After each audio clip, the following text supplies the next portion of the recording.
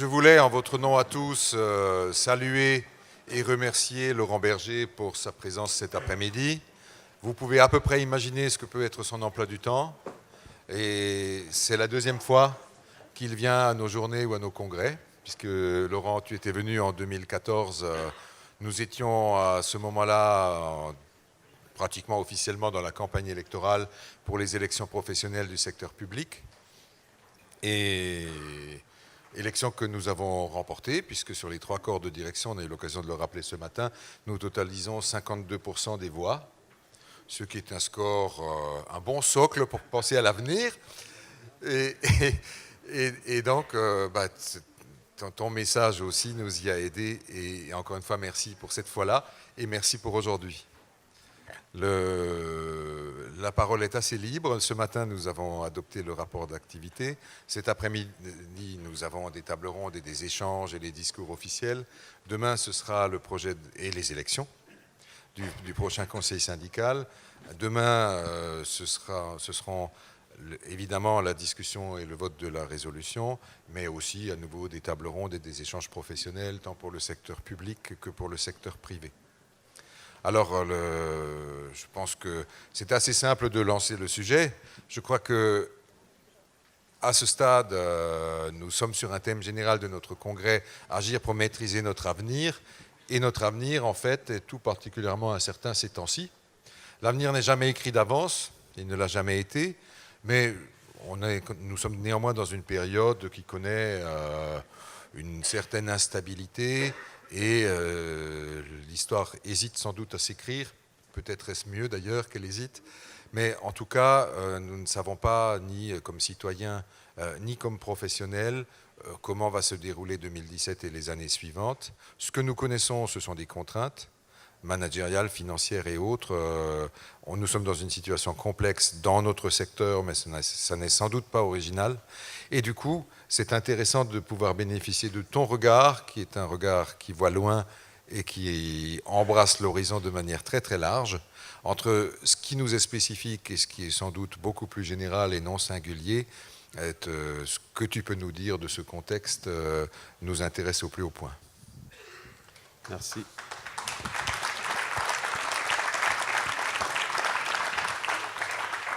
Merci Michel, merci de l'invitation. Bonjour à toutes et à tous. Je suis très heureux d'être parmi vous cet après-midi avec Nathalie Cagneux, la secrétaire générale de la Fédération Santé Sociaux, mais aussi Sonia Buscarini, qui est la responsable du service protection sociale de la Confédération. Moi, je n'ai pas prévu un long discours, mais plutôt un échange et le thème agir pour faire respecter nos valeurs et maîtriser l'avenir. J'ai envie de dire, on ne peut pas choisir meilleur intitulé de ce qu'est le moment dans lequel nous sommes. Ce moment, c'est d'abord quand même beaucoup de pertes de repères. Beaucoup de pertes de repères en tout genre et notamment de pertes de repères sur des valeurs fondatrices de ce que doit être une société telle que la CFDT l'envisage, c'est-à-dire une société qui s'intéresse au progrès, enfin, qui essaie de le construire, et le progrès étant pas simplement le progrès économique, mais aussi le progrès humain et le progrès social. Je reviens de Vienne, un déplacement international avec la Confédération syndicale internationale, et j'ai été frappé, je le savais, mais j'ai même un peu, avec une certaine crainte, de la situation du monde aujourd'hui. Alors bien sûr, je ne vais pas vous faire la description du monde tel qu'il est, chacun le connaît, mais la montée des totalitarismes. Il y a encore peu de temps, on se serait dit que le monde allait avoir comme gouvernant Donald Trump bientôt, Poutine, Erdogan, Orban, et j'en passe, c'est des meilleurs.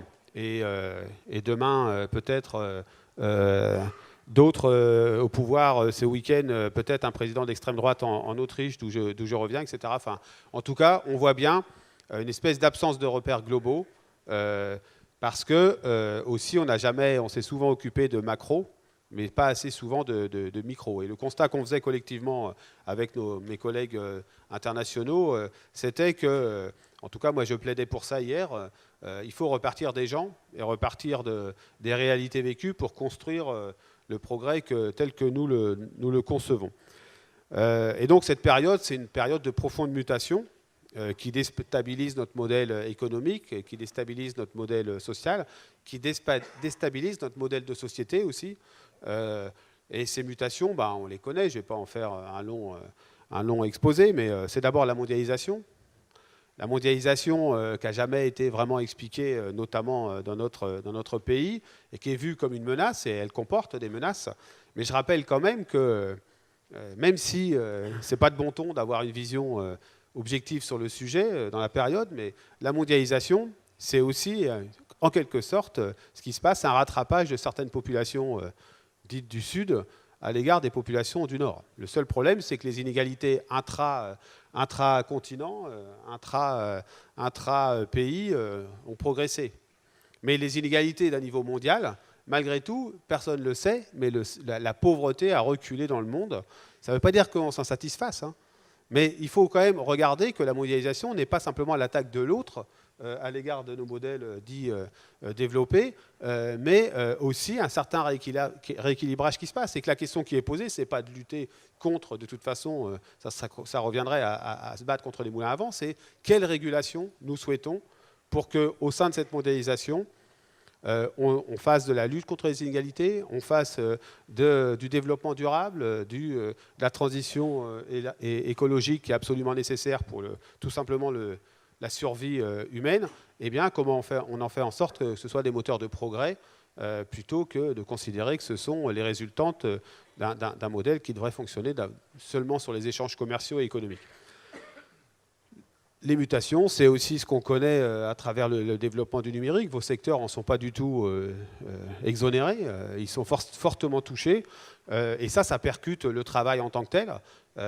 Et pas simplement ce qu'on considérait au début comme étant ceux qui allaient être touchés, c'est-à-dire le secteur des services. Mais aujourd'hui, ça concerne tous les secteurs. La numérisation, elle bouleverse nos façons de vivre, de travailler. Elle bouleverse même nos façons de militer, d'une certaine manière. Hein.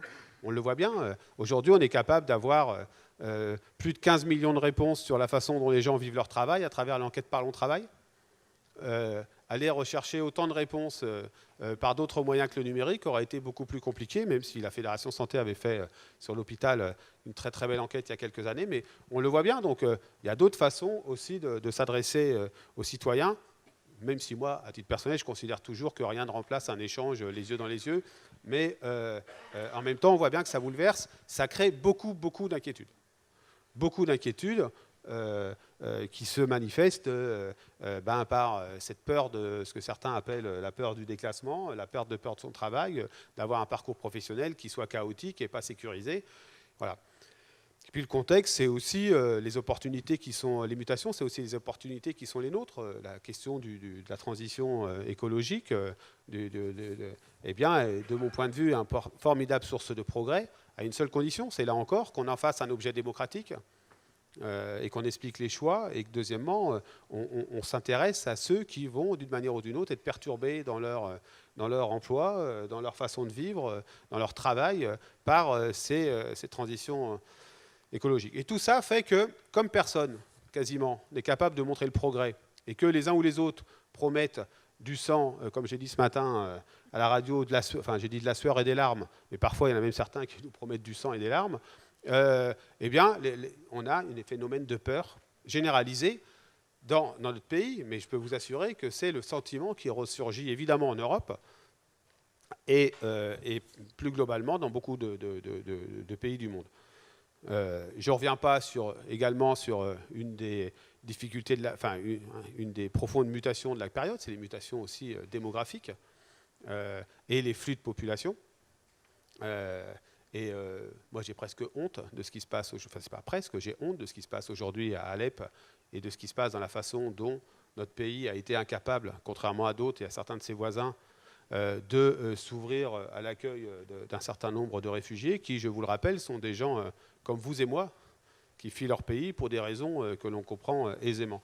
Et donc, tout ça crée une absence d'abord de prise en compte de cette réalité, ou en tout cas, elle est vécue que comme des menaces, elle en comporte de nombreuses, elle est vécue très peu comme une opportunité de repenser notre modèle de développement, que ce soit notre modèle de développement économique, mais aussi notre façon de faire société, notre façon de s'organiser à l'intérieur de notre pays, de notre continent, l'Europe, mais également au sein du monde.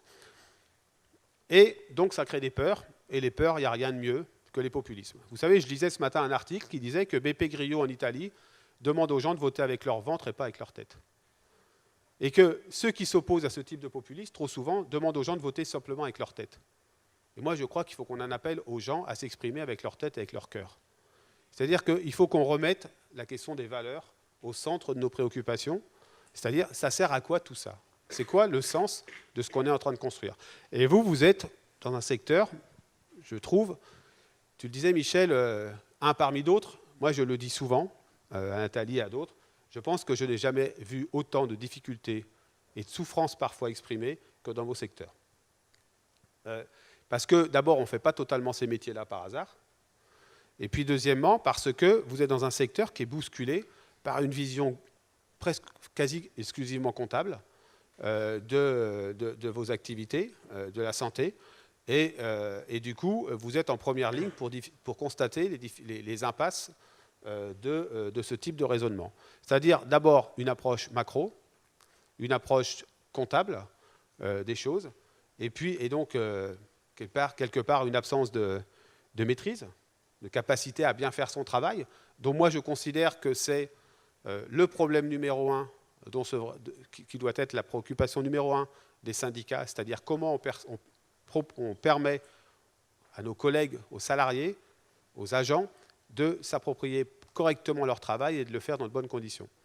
Et vous êtes, du coup, pour des contraintes qui pèsent sur vous, dans une logique financière, une baisse d'effectifs et de moyens, des conditions de travail dégradées, au cœur de ces préoccupations qui font qu'on a le sentiment qu'il n'y a plus de manettes nulle part. En tout cas, les manettes ne sont plus forcément maîtrisables et les choses se passent.